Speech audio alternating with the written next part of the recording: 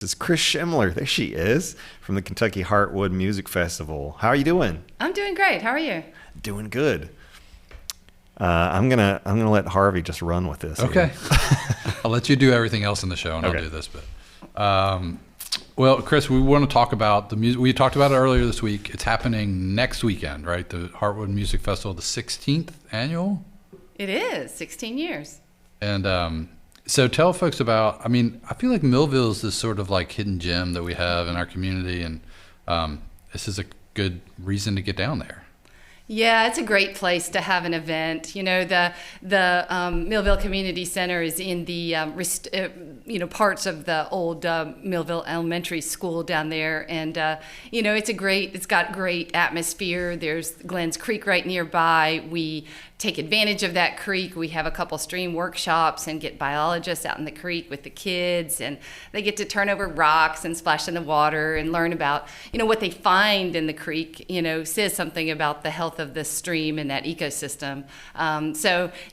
Beautiful trees. It's not too far from Frankfort either. It's a 10-minute drive from the I-64 US 60 exchange down Duncan Road, and you're there. So it's fun. Awesome. So normally there's multiple ways to get to Millville, right? But that's going to be the way that we want folks to go because Glens Creek Road, or what's the road that's shut down? Yeah, Okay. They've had a road cave in, so you can't go from downtown near the cemetery and take Glens Creek Road all the way across. You have to go out to the interstate and then take Duncan Road in. Okay. And there are ways from Versailles as well. You can take 1681 in. Right. Okay, cool. So it's happening on Saturday. From a week not from this Saturday, tomorrow. right, Yeah. the 30th, sorry. I know I said at the beginning and then I lost it. So the headliners are, I guess, the Drapes and Jerry Catherine and Nat Colton. Yeah, I think folks in Frankfort are familiar with Jerry, Catherine, and Nat. They're a local couple duo. They're bringing in some guest artists to join them. They always have a great sound, and they're homegrown. So we're looking forward to having them headline the festival. The Drapes are a great brother-sister duo, Irish brother-sister duo out of Lexington that makes a really great sound and unique. And if you haven't heard them yet, you should come on out and hear. They're playing at 5:00. Okay. So you talked about like workshops. There's going to be stuff going on in the creek. You've got vendors selling their wares, local food. So you'll be able to go and get food if you don't have to like plan your day around eating before you get there. Yeah, no, we have lots of food. We'll have Mexican options and pizza. Rise Up Pizza is going to be there, and then we always have lots of farmers market melons and cherry tomatoes. We have ice cream and lemonade and different herbal drinks and some homemade goodies, some cookies. A cookie vendor out of Frankfort is going to be there, so we're looking forward to seeing her beautiful cookies and eating some of them. You don't need to worry about eating ahead of time. And we have just a whole slew of different workshops that can appeal to various ages.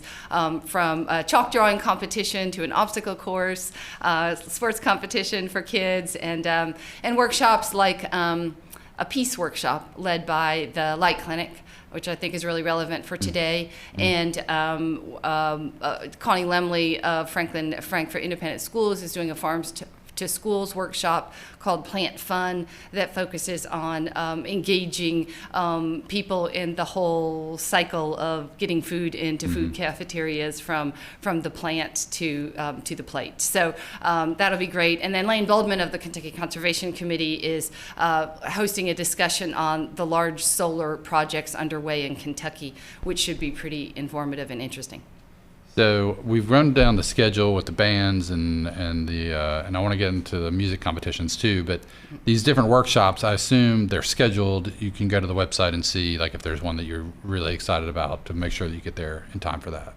Yeah, it's relaxed and there'll be plenty of space for people. Yeah, but the workshop schedule is posted. And when you arrive at the festival, it is a $8 fee to get in. Kids are free, but you'll get a program that has all the activities. And it's a small enough area that parents are always really happy to have their kids there because the kids can run and play and have fun. We've got a moon bounce and lots of kids' activities with water around the tree where we have musicians fiddling, but they can keep an eye on their kids and not worry about losing them. It's that kind of size festival, truly a homegrown affair. Nice, yeah.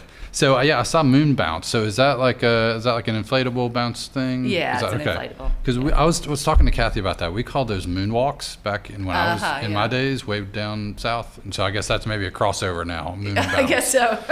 Inflatable Moon Bounce, fun house. Yeah. Nice. So that'll be fun. Let's see what else. Oh, so let's talk about the competitions. You've got 2 different age groups.